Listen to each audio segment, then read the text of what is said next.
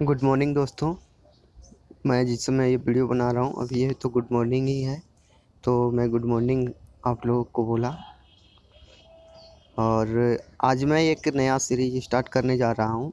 ये रेलवे सामान्य ज्ञान, झारखंड पढ़ने से नहीं होगा, उसमें कुछ सामान्य ज्ञान की जानकारियाँ, सामान्य विज्ञान की जानकारियाँ भी होनी चाहिए। और हमें लगता है कि झारखंड के लिए ये सामान्य विज्ञान की पुस्तक जो है, जो 1992 से 2021 तक का पूर्ण रूप से संशोधित किया हुआ बुक है, ये हमारे लिए बहुत कारगर होगा। चलिए दोस्तों, तो आज से मैं इसी बुक का भी एक सीरीज स्टार्ट कर रहा हूँ, जिसमें हम डेली नहीं तो डेली कम से कम 50 क्वेश्चन इससे करेंगे, यानी एक पेज जरूर इससे पढ़ेंगे। और आप भी मेरे साथ इसका प्रिपरेशन कीजिएगा। चलिए दोस्तों, मैं वीडियो को स्टार्ट करता हूँ।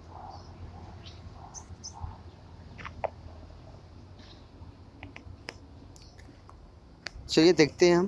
पहला क्वेश्चन है, प्रेशर कुकर के अंदर, अच्छा चलिए यदि दूसरा क्वेश्चन, ये कौन सी ध्वनि हम नहीं सुन सकते? तो 20,000 हर्ट्ज से अधिक की ध्वनि को हम लोग नहीं सुन सकते। 20,000 हर्ट्ज से अधिक की ध्वनि को ये चमगादड़ वगैरह सुन सकते हैं। इसी को प्राश्रव्य तरंगे कहते हैं। 20,000 हर्ट्ज से अधिक की ध्वनि को सुना जाता है। आगे है, ब्रोंकाइटिस रोग संबंधित है फेफड़े से। ब्रोंकाइटिस रोग किससे संबंधित है? फेफड़ा से संबंधित है। शरीर में रक्त का औसत आयतन कितना था? 5 से 6 लीटर। शरीर में व्यक्ति का औसत लीटर कितना होता है? 5 से 6 मीटर। दूसरा पूछ सकता है कि रक्त का पीएच मान कितना होता है? तो 7.4 होता है। रक्त का पीएच मान कितना होता है? तो 7.4 होता है। और यह एक तरल संयोजी उत्तक है। क्या चीज़ है? दूसरा चीज़ है कि यह एक क्या चीज़ है? रक्त जो है वह एक तरल संयोजी उत्तक है, यानी लिक्विड टिश्यू इसको कहा जा सकता है। चलिए आगे देखते हैं क्वेश्चन क्या है। डीएनए है, डीएनए है, ये डैशबोर्ड पर मैं नया आया हूँ तो अभी थोड़ा दिक्कत होता है, और प्रैक्टिस से सब कुछ संभव है। तो डीएनए है, तो डीएनए न्यूक्लिक अम्ल का एक वर्ग है। डीएनए क्या है? एक न्यूक्लिक अम्ल का एक वर्ग है। डीएनए का फुल फॉर्म होता है डीऑक्सी राइबो न्यूक्लिक एसिड। क्या होता है? Deoxy ribo nucleic acid. और इसका खोज किया था क्रिक एवं वाटसन, वाटसन एवं क्रिक ने। कौन किया था? क्रिक और वाटसन। आप एक क्रिकेटर के खिलाड़ी के नाम से जान सकते हैं। क्रिक और वाटसन जो है इसके खोज करता है डीएनए के। आगे देखते हैं, पीयूष ग्रंथि अवस्थित है मस्तिष्क में। पीयूष ग्रंथि जो है सो कहाँ स्थित है? मस्तिष्क में अवस्थित है। आगे देखते हैं, डिप्थीरिया बीमारी प्रभावित करती है गला को। डिप्थीरिया किसको प्रभावित करती है? गला को। डिप्थीरिया रोग जो है, बीमारी है, वो गला को प्रभावित करती है। टेलीविजन के आविष्कारक कौन है? जे एल बेयर्ड है। टेलीविजन के आविष्कारक कौन है? जे एल बेयर्ड है। और गतिज ऊर्जा का व्यंजक होता है हाफ एम वी स्क्वायर, यानी यदि गतिज ऊर्जा में वेग को दुगुना कर दिया जाए, ऐसे क्वेश्चन भी आते हैं कि वेग को दुगुना कर दिया जाए तो गतिज ऊर्जा क्या होगी? तो दो का स्क्वायर करेंगे तो कितना? 4। तो गतिज ऊर्जा कितना जाएगा? 4 गुना हो जाएगा।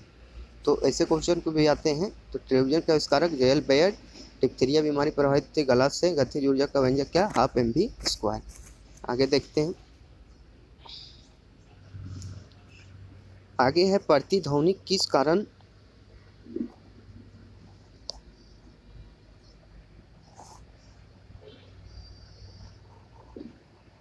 प्रतिध्वनि किस कारण सुनी जाती है? ध्वनि तरंगों के परावर्तन से। प्रतिध्वनि किस कारण से सुनी जाती है? ध्वनि तरंगों के परावर्तन से सुनी जाती है। आगे है, पानी से भरे एक बर्तन में, पानी से भरे एक बर्तन में जब बर्फ का एक टुकड़ा तैर रहा है, जब पानी के बर्तन में भरे बर्तन में एक बर्फ का टुकड़ा तैर रहा है, तो पूरी बर्फ के पिघलने पर बर्तन का जलस्तर होगा तो क्या होगा? अपरिवर्तित होगा। क्या हो जाएगा? अपरिवर्तित रहेगा, यानी ज्यों का त्यों रह जाएगा। दो समांतर दर्पणों के बीच धातु के एक गोले को रखा जाता है, इससे बने प्रतिबिंबों की संख्या कितनी होगी? यदि दो समांतर दर्पण के बीच धातु का एक गोला रखा जाएगा और उसका प्रतिबिंब की संख्या पूछेगा तो वह असंख्य पर बनेगा। चलिए आगे देखते हैं, सरल सरल आंतरिकी लाभ वाले लीवर में होता है। सरल आंतरिकी लाभ वाले लीवर में क्या होता है? तो एक प्रयास फलक्रम, प्रयास व फलक्रम के बीच का भार होता है। क्या होता है? प्रयास व फलक्रम के बीच का भार होता है। आगे, एक पिन समतल दर्पण में प्रतिबिंब बनाती है यदि वह दर्पण पिन की तरफ 10 सेंटीमीटर खिसक जाए तो उसका प्रतिबिंब कितना दूर खिसकेगा? तो यह 10 सेंटीमीटर तक खिसक जाएगा। एक पिन समतल दर्पण में प्रतिबिंब बनाती है और वह 10 सेंटीमीटर खिसक जाए तो उसका प्रतिबिंब कितना दूर खिसक जाएगा? तो यह 10 सेंटीमीटर खिसक जाएगा। आगे क्वेश्चन है, जब लिफ्ट ऊपर की ओर जाती है तो आदमी का भार वास्तविक भार से कम होता है क्योंकि उसकी चाल ऊपर की ओर समरूप होती है। क्योंकि उसकी चाल क्या होती है? ऊपर की ओर समरूप होती है, इसलिए जब लिफ्ट ऊपर की ओर जाती है तो आदमी का भार वास्तविक भार से कम होता है। आगे कौन से तरंग का तरंगदैर्घ्य सबसे अधिक होता है? तो लाल का तरंगदैर्घ्य सबसे अधिक होता है। दूसरा चीज पूछ सकता है कि इंद्रधनुष में कितने कलर होते हैं? तो 8 कलर होते हैं। कौन कौन होता है? तो विबगयोर आप लोग जानते होंगे, VIBGYOR, विबगयोर। सॉरी 7 कलर होते हैं। कितने? 7 कलर होते हैं VIBGYOR. Violet, indigo, blue, green, yellow और ऑरेंज और रेड होते हैं। तो विबगयोर को भी आपको याद रखना है। आगे वायुमंडलीय परत जो बेतार संचार होते हैं वो आयनोस्फीयर है। वायुमंडलीय परत जो बेतार संचार होते हैं वो क्या है? आयनोस्फीयर हैं। आगे कीड़ों के बारे में अध्ययन को क्या कहते हैं? जो कीड़ों के बारे में अध्ययन होता है उसे क्या कहते हैं? एंटेमोलॉजी। तो उसकी शुद्धता निर्धारित की जाती है उसके गलनांक बिंदु द्वारा। अनिशुद्धि रहने पर गलनांक क्या होता है?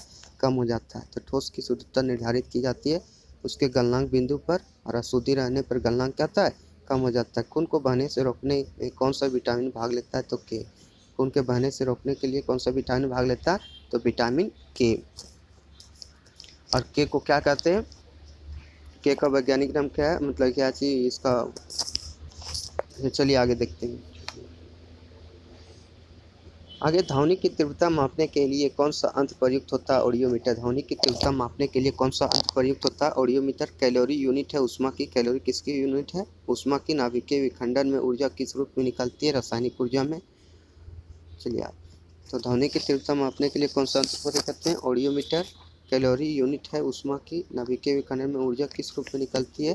तो रासायनिक ऊर्जा के रूप में निकलती है। आगे देखते हैं क्वेश्चन क्या कहता है। खानों में अधिकतर धमाके किसके परस्पर मिलने के कारण होता है? तो हवा के मीथेन के साथ। हवा में यदि मीथेन को मिला दिया जाए तो अधिकतर विस्फोट होने के चांसेस कल कारखानों में रहते हैं। आगे है केल्विन स्केल में मानव शरीर का सामान्य तापमान कितना होता है? तो 310 केल्विन यानी 237 डिग्री सेल्सियस सामान्य तापमान होता है। और डिग्री सेल्सियस से केल्विन में बदलने के लिए 273 जोड़ा जाता है। 273 क्या करते हैं? जोड़ते हैं। तो इसका कितना हो जाएगा? 310 केल्विन हो जाएगा। आगे देखते हैं क्वेश्चन क्या है। आगे है सूर्य ग्रहण होता है। सूर्य ग्रहण कब होता है? सूर्य ग्रहण कब होता है? जब चंद्रमा सूर्य और पृथ्वी के बीच आ जाता है। चंद्रमा जो है सूर्य और पृथ्वी के बीच आ जाएगा तो क्या लगेगा? सूर्य ग्रहण लगेगा। शुष्क सेल है प्राथमिक सेल। शुष्क सेल क्या है? तो प्राथमिक सेल है। तो ये भी क्वेश्चन पूछ सकता है कि प्राथमिक सेल के उदाहरण क्या है? तो शुष्क सेल आ जाएगा। यूरिया को प्रायः खाद की तरह उपयोग किया जाता है क्योंकि वह स्रोत है नाइट्रोजन का। यूरिया को प्रायः खाद के रूप में उपयोग करते हैं क्योंकि वह स्रोत है किसका? नाइट्रोजन का। तो आगे देखते हैं क्वेश्चन क्या कैसे करें। आगे एक बैरल में कितने लीटर होते हैं? एक बैरल में कितने लीटर होते हैं? तो एक बैरल में 159 लीटर होता है। कितना होता है? 159 लीटर होता है। समुद्र पृथ्वी की सतह का लगभग कितना प्रतिशत घेरे हुए? तो 71%। समुद्र जो है पृथ्वी की सतह का लगभग कितना प्रतिशत घेरे हुए? 71%। किसी तत्व की परमाणु संख्या उसके परमाणु में प्रोटॉन की संख्या और प्रोटॉन की संख्या के बराबर होता है। किसी तत्व का परमाणु संख्या किसके बराबर होता है? परमाणु में प्रोटॉन की संख्या के बराबर होता है। एक होता है ZE और PG यानी परमाणु संख्या, इलेक्ट्रॉन की संख्या, प्रोटॉन की संख्या समान होती है। दूसरा होता है A बराबर P+N यानी जो ये है यानी परमाणु द्रव्यमान है उसका जो मान होता है वो प्रोटॉन और न्यूट्रॉन की संख्या के मान के बराबर होता है। चलिए आगे देखते हैं क्वेश्चन क्या है। प्रकाश का रंग मूल रूप से निर्भर करता है प्रकाश के तरंगदैर्घ्य पर। जो प्रकाश का रंग है मूल रूप से किस पर निर्भर करता है? तो प्रकाश के तरंगदैर्घ्य पर। आगे देखते हैं शरीर से पसीना सबसे अधिक कब निकलता है? जब तापक्रम अधिक और हवा आर्द्र हो। शरीर में से पसीना सबसे अधिक कब निकलता है? अब जो गर्मी के दिन आ रहे हैं उसमें देखिएगा कि हमें ज़्यादा पसीना आता है, तो अभी क्या था, तापक्रम अधिक होता है और हवा जो होती है वो आर्द्र होती है, इसी कारण से हमें पसीना अधिक निकलता है। सूर्य में ऊर्जा का स्रोत क्या है, हाइड्रोजन का संलयन। सूर्य में ऊर्जा का स्रोत क्या है, हाइड्रोजन का संलयन। और यदि बोल दे परमाणु बम में, तो परमाणु बम में क्या हो जाएगा, परमाणु बम में तो नाभिकीय विखंडन यानी हाइड्रोजन का विखंडन होता है। कौन रासायनिक प्रतिक्रिया में भाग ले सकते हैं, बाहरी सेल के इलेक्ट्रॉनों की संख्या। कौन रासायनिक प्रतिक्रिया में भाग लेते हैं, तो बाहरी सेल के इलेक्ट्रॉनों की संख्या भाग लेते हैं। एक तत्व को दूसरे तत्व में बदलने के लिए आवश्यक है रासायनिक प्रतिक्रिया। एक तत्व को दूसरे तत्व में बदलने के लिए आवश्यक है रासायनिक प्रतिक्रिया। आगे देखते हैं, नाभिकीय संयंत्र में मॉड्यूलेटर का क्या कार्य है, तो न्यूट्रॉनों को धीमा करता है। नाभिकीय संयंत्र में यदि मॉड्यूलेटर लगा दिया जाता है तो क्या करता है, न्यूट्रॉनों को धीमा कर देता है। एक प्रकाश वर्ष प्रकाश किरण द्वारा एक वर्ष में तय की गई दूरी। एक प्रकाश वर्ष क्या है, प्रकाश द्वारा एक वर्ष में तय की गई दूरी। आगे है, पृथ्वी के वातावरण में ऑक्सीजन तथा नाइट्रोजन का प्रतिशत कितना है, 99%। ऑक्सीजन और तथा नाइट्रोजन का प्रतिशत कितना है, 99%। ये पूछ सकता है। अब पृथ्वी के वातावरण में किसका ज़्यादा बहुलता है, तो नाइट्रोजन की बहुलता ज़्यादा है। आगे देखते हैं क्या क्वेश्चन कहता है, अल्ट्रावायलेट किरणों के हानिकारक प्रभाव को हम लोग को कौन सी परत रक्षा करती है, तो ओजोन परत। ओजोन परत जो O3 ऑक्सीजन के 3 परमाणु वाले अणु को मिलकर बनता है, क्या चीज़, ओजोन। और ओजोन जो है सो कहाँ पाया जाता है, तो यह समताप मंडल में पाया जाता है। तो ओजोन जो है सो हानिकारक अल्ट्रावायलेट किरणों से हमारी रक्षा करता है।